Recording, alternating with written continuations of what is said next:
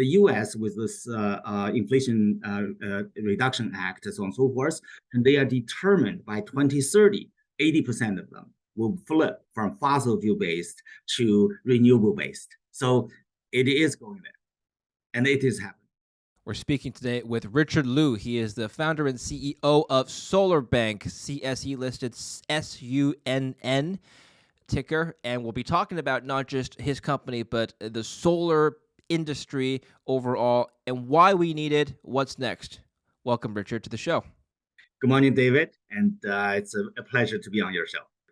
Good morning. Not a lot of sun right now. It's very early right now, but we will be talking about SUNN and the solar industry overall. Before we talk about your company, I want to get your take on why we need the solar industry and what's next for energy, generally speaking. As you know, the oil price has been spiking dramatically over the summertime. What's your outlook on oil first? I think, David, I always believe that energy is a outcome of multiple sources and, renewable and non-renewable, fossil, nuclear, wind, solar, and so on and so forth. So it is a combination of the different sources to support the civilization, right? As the pricing goes, it's always the supply and demand. I think, there are summertime, people using lots of electricity, for example.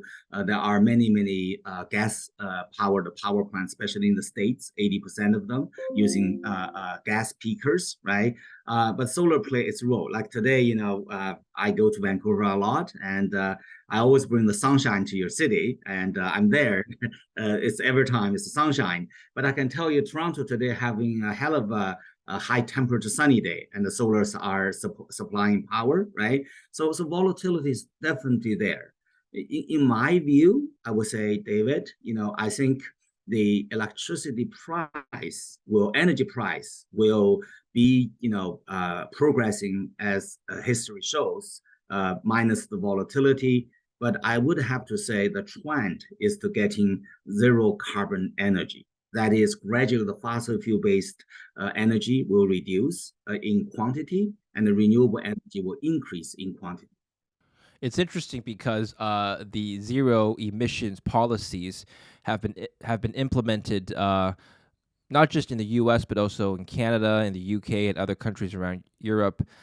They've all stated goals to have zero emissions economies by 2050, carbon neutral by 2035 to 2050.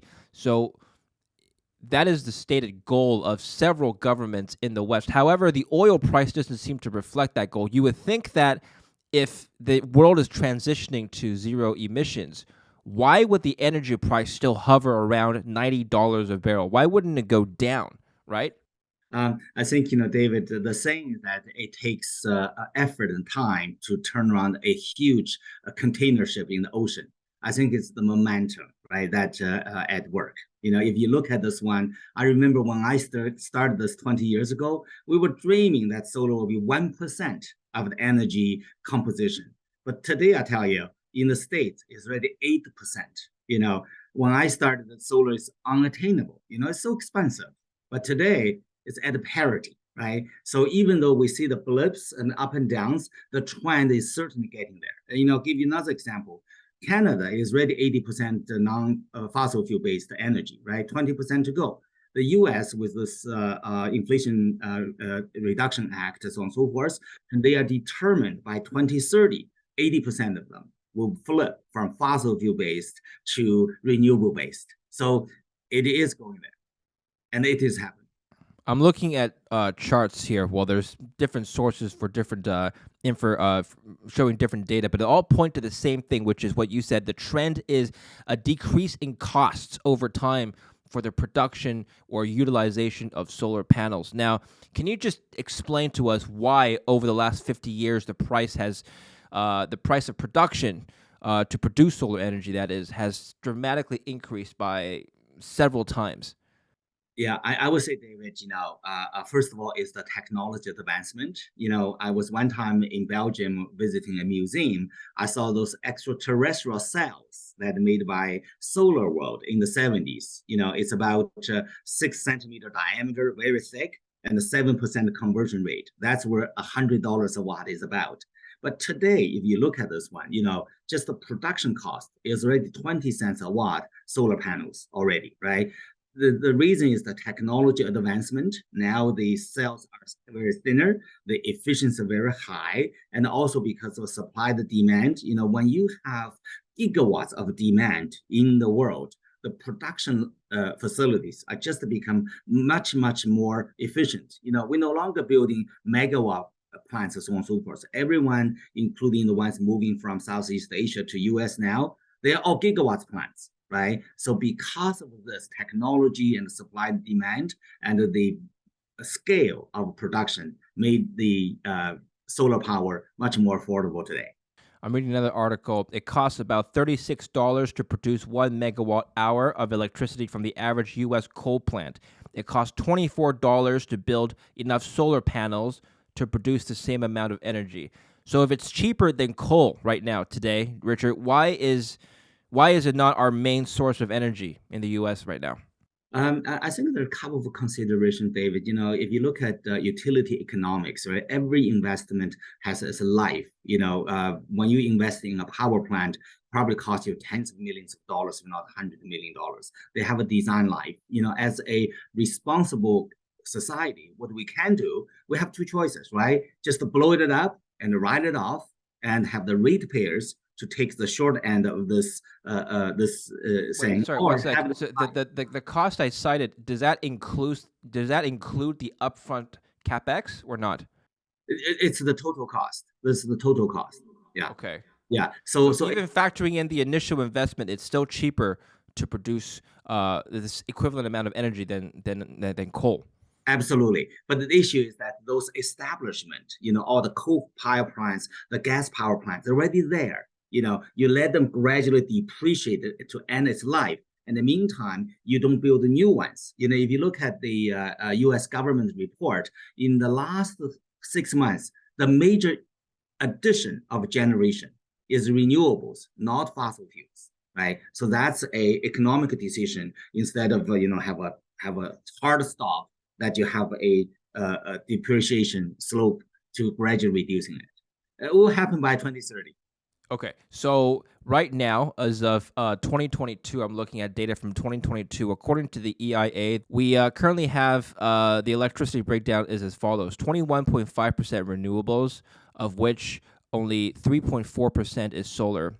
Nuclear is 18%. Coal is 19.5%. Natural gas is the remaining 40%. Natural gas is still the dominant form of electricity generation in the United States. How do you see this breakdown shifting over the next 10 years?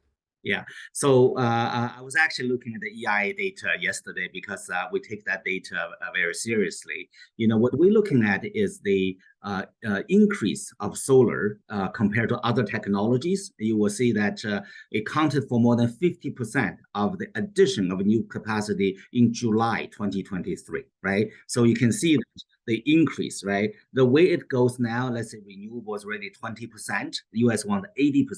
So what's in the renewables? Wind and solar, biomass, and so on and so forth. And if you look at the implementation and so on and so forth, solar, for the most part, are probably easier technology to implement on the non-productive land or surface. Okay, well, let's talk about the obvious shortcomings that people have been talking about, the unreliability of solar panels first, and then we'll talk about also the baseload problem. So the critique that solar panels are unreliable because it's a relatively new technology compared to something established like nuclear or coal. Can you comment on that? I think first I start with the technology, right? The technology is certainly not a new technology. I think more than 50, 60, 70 years ago, Einstein actually discovered the photovoltaic effect, right?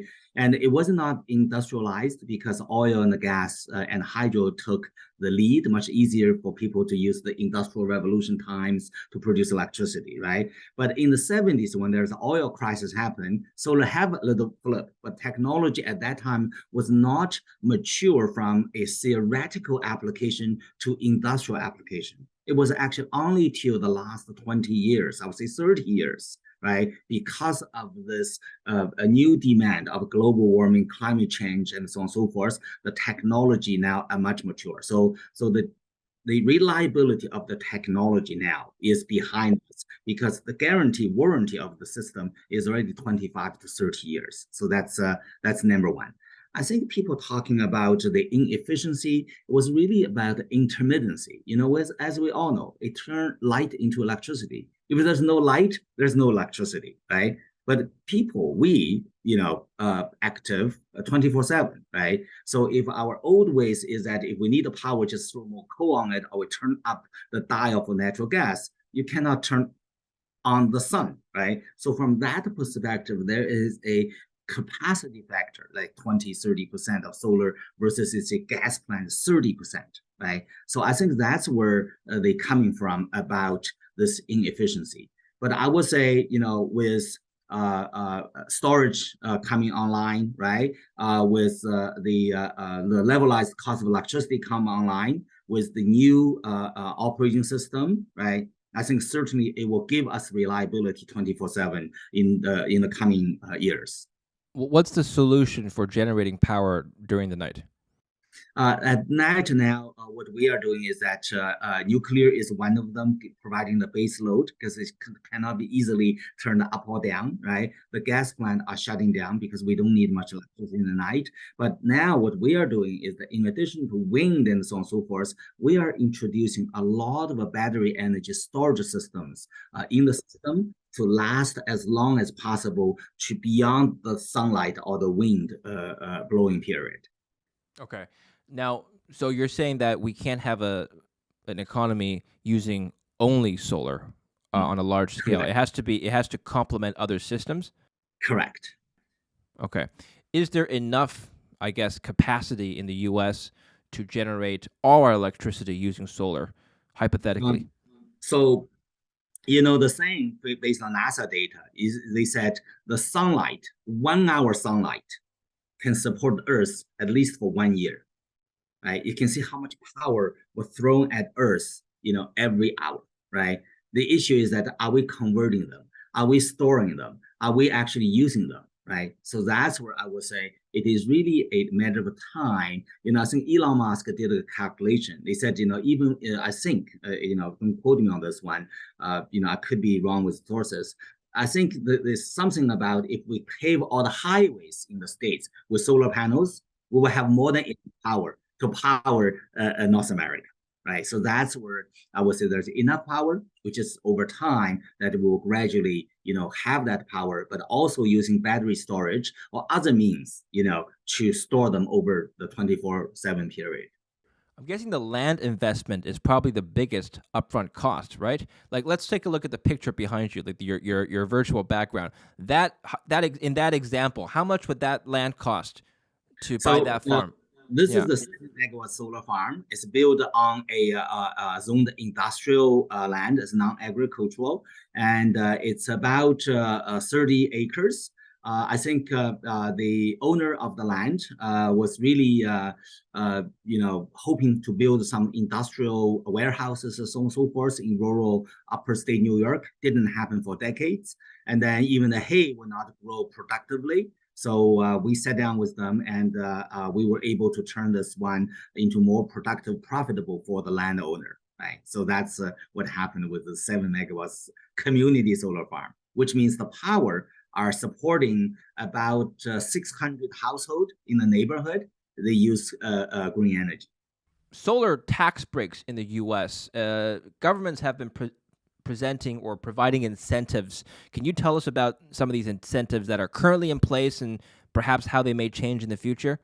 Yeah, I think, David, and as you know, the incentive is not just for renewable solar or wind and so on and so forth. If you're looking at 100 years of history of energy, oil gets incentive, gas gets incentive, power plants gets incentive. So when people say, "Oh, renewable gets so much incentive," it's not true. There are many, many incentive. I would say in magnitude, there are more incentive even till today went to fossil fuels because of historic reasons. But the good news is about this Inflation Reduction Act in the States, allowing that up to 52% of the expenditures, right, qualified expenditures, become tax write-off, right, investment tax credit, right? That's a huge help, right, to the economics of solar. Imagine, with high interest rate, if you borrow 80% money, it certainly make it less competitive. But with 50% tax incentive credit, with some equity, you only borrow, I don't know, 40, 50% of the long-term debt. So that's a counter the high interest rate, right? And I think most importantly, this ITC, you don't get it if you don't go to the directed area, such as low and medium income society, such as prevailing wage, such as places of economic development area, those ESG indicators, right? So I think the US is doing the right thing, not only bringing manufacturing back to the continent, right, but also direct renewable energy to the areas of underdeveloped economic-wise, areas in the States. So that's where the tax incentive is very important. Are there tax incentives for the consumer to use solar panels for, let's say, their homes right now? I would say that if they are doing residential solar installing on their roof and they enjoy the same write-offs as a ITC at a personal income level. If you are a subscriber of the solar farm as the one behind me, then you actually get 10% discount compared to your utility rate. Imagine you're using carbon zero electricity at a lower price than the one you get from your traditional utility, which is fossil fuel based. I've seen clips on the internet. While we share the passion for EVs and cars and light-duty vehicles, projecting an automotive construct onto trucking industry dynamics is a massive mistake. And let me be clear, if battery electric trucks had adequate range, there was adequate charging infrastructure, and utilities could deliver the power, we truckers would be delighted. But let me explain our reality. Today, a clean diesel truck can spend 15 minutes fueling anywhere in the country and then have a range of about 1,200 miles before fueling again. In contrast, today's long-haul battery electric trucks have a range of about 150 to maybe 330 miles and can take up to 10 hours to charge. So for the same 1,200-mile journey, we'd go from 15 minutes of fueling a clean diesel truck once to charging today's BEV 4 to 8 times for dozens and dozens of hours. And this is assuming there are chargers where you need them. We would need far more trucks to haul the same amount of freight, and each of those trucks would cost 2 to 3 times a comparable diesel truck. Converting the U.S. fleet of Class 8 trucks to battery electric would require a $1 trillion investment, which ultimately would flow to consumers. We welcome the opportunity to provide real-world, factual, and constructive input into the legislative and rulemaking process. We recognize that most people don't understand how the trucking industry works behind the scenes to supply the American public. But we can't allow unrealistic timelines, a state patchwork, and technically unachievable regulations to set trucking up for failure. Remember, we deliver food, medicine, baby formula. Failure is not merely inconvenient, it's catastrophic. Thank you, and I look forward to answering your questions. I just played you a clip of a representative for the American Trucking Association explaining how difficult it is to convert the trucking fleet to EV. The common criticism for the all-electric vehicle mandate by 2035 in the U.S. is that there simply is not enough electricity in the grid to supply this kind of demand. Is that true? Not true. And it is true. Why it's not true? Because the science tells different story. Why it's true? Because we are so entrenched in our behavior and experience over the last, how many years since Model T from Ford, right? Let me explain to you. Is it heavy? Yes, it is heavy, right? But can it be lighter? Yes, it can be lighter. Imagine at the very beginning that we're using lead-based batteries to drive a kilometer. That's a world history, right? But today, the solid-state batteries, as I aware, each charge can go 1,000 miles, right? Imagine that, effect on the transportation, so on and so forth, right? But just let's forget about the heaviness, the infrastructure not supported, et cetera, right? It's really, David, what we want. What do we want the civilization to go? Do we want to say, let's remember the good old days and life is as good as always. Let's burn out every fossil fuel on Earth and maybe we can go to Mars. Possible, right? Or do we want to preserve this beautiful blue globe for the generations to come? Right? So what is the solution, Richard? I mean, let's say you are a consultant for the government. They ask you, Richard, please design an infrastructure for us so that we are able to meet our electric demands or electricity demands by 2035. Yeah, I would say actually, David, electrical cars are not the only solution. I can tell you for small vehicles, like household vehicles, the car you and I have, electrical cars is good. On that one, GM and Ford and all those big automakers are already enabling V2G technology. They realize that there's not enough power to charge the cars in the day because we need power to support civilization. We're not sleeping. But there are so much power in the night that we in Canada, we sell power at the negative price in the night because there's so much of this. And imagine there are studies that if all the electrical cars are plugged in the night, they will pick up all the extra power in the night when there's no need for it. And then they go to work, they plug it too. Not only they have no carbon emission during the transportation, but at work, because of the V2G technology, the power from the battery can use to support the grid so that you don't have to turn on all the gas power peakers, right? So that's the vision that we are thinking. So there's not enough power. It's the power in a 24/7 cycle. They are not evenly distributed. And the electrical vehicle can be a solution to balance the peaks and the valleys of electricity supply. Well, no, I have an electric car myself. In my garage, I plug it at night, in the socket, and it charges overnight. But the issue is, if everyone does this, is there still enough electricity? And if not, how do we solve that problem? Yeah, if you look at the spread of power demand in major cities, right, Toronto, for example, or other large cities, you will see the demand in the night is almost half of the demand in the day, right? So your capacity is built to support the whole demand at the peak time, right? So in other words, there could be up to 3/4 of the power generation in the night are not producing. Thanks God we have, technologies that we can not fire it up, such as hydro, will not let the water run so much, gas plant, we can turn it off, but nuclear power is still working. In Canada, in Ontario, I think 50% still from nuclear power, right? So what do you do is instead of dump them, you put them into the cars. So there is enough power. And actually, I would say electrical vehicle is actually a savior of those traditional power sources so that they can take the electricity in the battery and through V2G technology support the grid in the day. I know technology is here, but not completely here. That's where every science and technology is pushing for.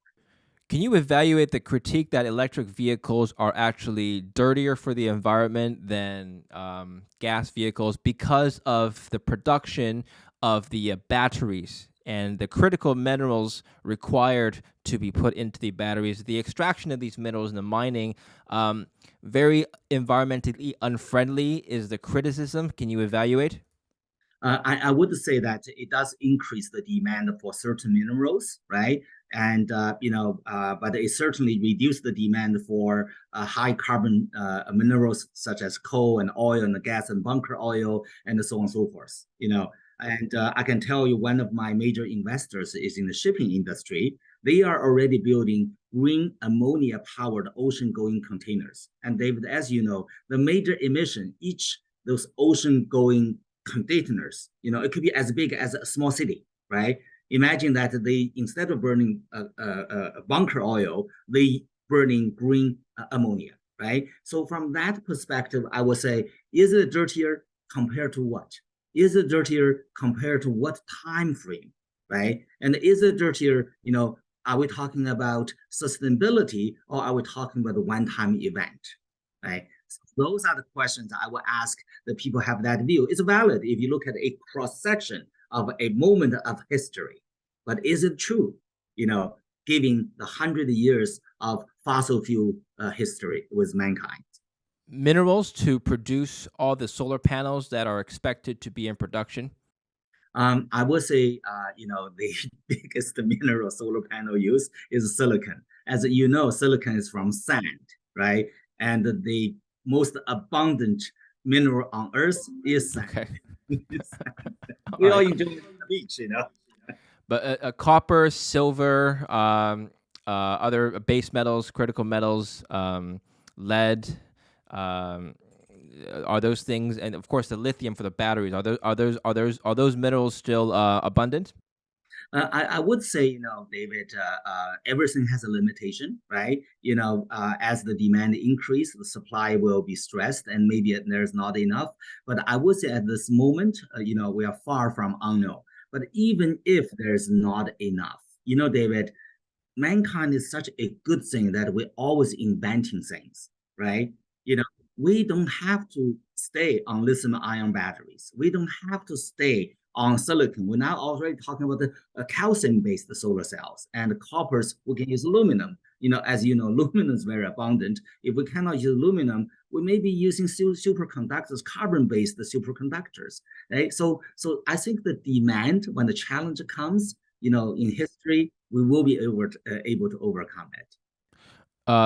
Richard, I want to talk about your company, but before that, talk about you first. You told me offline you are actually a medical professional by trade, and then you transition into launching your own solar company. That's very interesting. Tell us about that career transition. How did a doctor become a CEO of a solar farm? Thank you, David. I can tell you, I think there's a couple of principles, whether as a doctor or as a founder and CEO of this solar company, it's all about taking care of people. When I was a occupational physician, I was taking care of people at the bedside, right? When I was working for major corporations, I was taking care of people in the workplace, in the environment, whether indoors or outdoors. But now, as the founder and CEO of a solar company, I'm still taking care of people, but just at a more macro level that, think about what contribution we make in terms of climate change, global warming, and help preventing the respiratory diseases, right? So I would say it's a pleasant journey. 33 years in Canada was certainly a very fulfilling journey in Canada. You and I both grew up in Chinese households. You understand that it was kind of encouraged for us to become doctors. You were a doctor. You lived your parents' dream. So certainly money was probably not the incentive, right, to switch. So what else was it? No, money is certainly not to switch. I can tell you that, I became a doctor because of mom, and I was going to be in the aerospace and so on and so forth at the university. He said, no, we need a doctor. So you are That's the one, right? But, long story short, every single one of my family, including my mom, is a power engineer. So I still ended up fulfill their expectations to tell them I can do it, and still they end up building power plants. So. Okay, so what does your company do exactly? SolarBank. SolarBank actually, I would say, is building a zero carbon utility, right? If you look at society, that we are enabling each individual commercial and industrial buildings become carbon zero through rooftop solar, carport solar, battery storage, and so on and so forth, right? Along the way, that we're building community solar, right, which is carbon-free solar farm supporting, like the one behind me, supporting the neighborhood with zero carbon electricity. Now we go upstream to generation. We do have a large scale solar and wind development in the pipeline and producing power to decarbonize the grid. So we are building a carbon zero utility, right? As you already said, we are involved in EV charging, in a convergency between fossil fuel-based transportation business and the utility business. We're in the battery storage business. We're currently doing 60 megawatt hour with ISO of Ontario, which we will take up the extra power in the night. Most of them are non-carbon emission and support in the daytime. So less gas peakers will be raining, right? We even have aspirations at upstream when the solar farms and the wind farms got curtailed because of the constraints of the transmission, that we could be making hydrogen and supporting a green hydrogen economy. So just to clarify, you're not builders of solar panels. Are you so you find the land for companies to okay, so you're mostly on the land procurement side. We are a developer. Developers, think about okay. the one we're all used to real estate, right? You Yes. find the land, you change the zoning, you get power supply, you build the building, and you manage it. This one behind us, right? That's our product, right? We identify non-agricultural land, we get permits, we get utility, and we buy the panel, buy the inverter, buy the switchgear, buy the transformer, whatever it may be, right? And we are the general contractor. We hire local labor, right? And build it and operating a power plant. Where are your operations mostly right now? We have pretty good Canadian operation. We're currently operating about 120-ish solar installations in Canada. But the major business at this moment is in the States because of the community solar policy and the Inflation Reduction Act. And what are the major challenges of developing areas for solar farms right now? I would say there are two challenges, right? We talked about politically, there's a support, economic is grid parity already, society supports it because community solar, and the technology is mature. But I think one of the things is about land use, right? You hear stories about people taking a pristine agricultural productive land for power generation, so on and so forth, right? So there is a misperception we are competing for agricultural land, right? I would say from a SolarBank perspective, we expect the land like this one is zoned for industrial, and it's truly non-productive for agricultural purposes. So the land use is a challenge, number one, right? Number two, David, is actually to ship the power through the grid to customers. There's a lot of aging infrastructure in the existing electricity network that the transmission or distribution capacity is constrained. Not every suitable land can have a solar installation that able to connect, right? And sometimes you have to wait for 5 or 7 years. Forgive me, I'm not an engineer, but I'm just thinking, why take up the land that could be used for other purposes, like you mentioned, agriculture, farming, for example, and just go to the cities and build solar panels on top of each skyscraper or maybe on the sides so that they have some sort of solar power generation themselves. Would that be a solution? Yes, actually, in Ontario, the 100+ systems we are doing, most of them are on the rooftops, right? But the rooftops are warehouses, are big, boxes, and so on and so forth. The strip powers, because they go very high, there's a little space on the top where they receive the sunlight, right? And also imagine the cost, so on and so forth, it may not be good. So what we do now is to green the grid, so supply less carbon intensive power to the city of New York or city of Toronto alike, right? But we love to do this, rooftops, parking lots, and so on and so forth. And that's why our commercial and industrial business is very good. We're working with major names such as Fiora, such as Home Depot, such as Banatoni, to put solar on the roofs that in the urban center to supply green electricity. Okay, well, for the investors watching, can you comment on your revenue model? So traditionally, before IPO, we have 3 revenue streams. Number one is as a developer, we earn a development fee. In other words, we identify land, we get a fully permitted, interconnection permitted, so on and so forth, and we transact at construction ready. So that's number one, first revenue stream. But secondly, because we are a consulting engineering firm, we are constructors. So we are the general contractor to bring the fully permitted site to things like the one behind me, right? So that's we earn a construction income.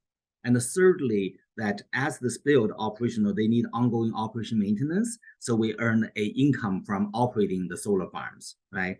After the IPO, we added the fourth revenue stream, which is as owner of those solar farms, as an independent power producer, we earn recurrent revenue for the life of the solar farm, which is usually 35 years. So those are the four revenue streams that this company enjoy. Yeah, I'm looking at your stock price right now. So it's currently trading at $9.09 in Canada. A year ago, it was at, correct me if I'm wrong, but I'm looking at the chart, $2.17. So that's a growth of 4.5 times over the last 12 months. Congratulations, Richard. They certainly beating the markets. What were your major developments in the last 1 year that contributed to this 4.5x growth in share value? I think, David, thank you for pointed out, we are CSE listed, SUNN. We went to public on March the 2nd at the 75 cents, right? But quickly, the things rose and rose and rose and continue to hold. And you didn't see a typical, up and down kind of curve on most Canadian stock charts is looking at, right? Our goal is to build this company, right, as a utility going forward, right? I can tell you from day one, we have always been operating a company as a cash positive company. We didn't take any angel money. We didn't take any VC money. We didn't take any PE money until the IPO. Even at the IPO, I was able to tell our investors their money is not going to be used to keep the company alive, but rather enable the company to own assets so the investors can enjoy the 35 years of a life cycle of a project, right? So that is the history of the company over the last 10 years. If you're looking at where we were able to double our revenue last year. We doubled again June the 30th with the announcement of the Honeywell deal that we guaranteed to double our revenue again in June 2024. And we're working on another doubling on 2025, right? So those are the ways that why the stock is playing. That's why, we are beating the odds. You didn't take on any capital until your IPO. Well, how did you fund the initial startup phase?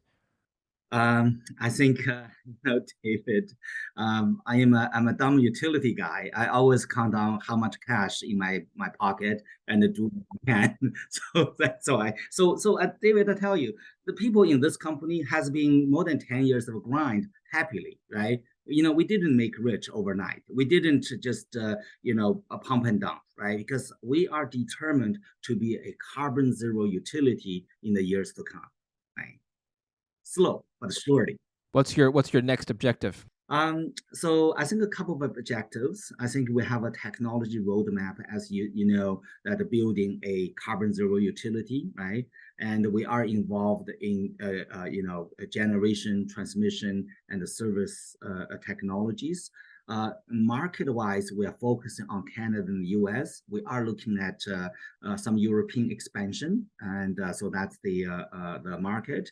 I think, from my perspective, economically, I'm looking at the revenue. I already shared with you that our comfort level was delivering the revenue expectations, but also I understand that there are EBITDA, there are net income, and we will continue with our cash positive operating mode going forward.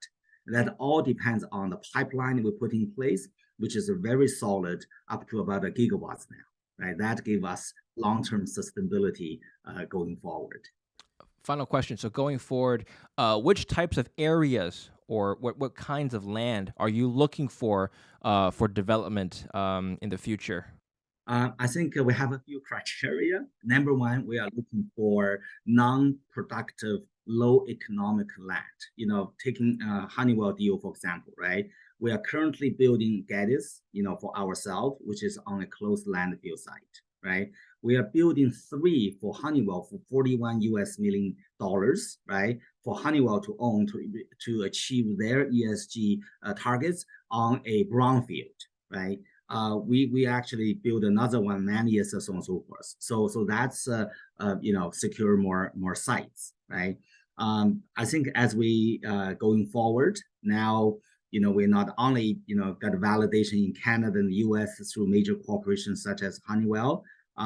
We are a trusted name in the States, and we certainly deliver confidence to the capital market because of our revenue certainties.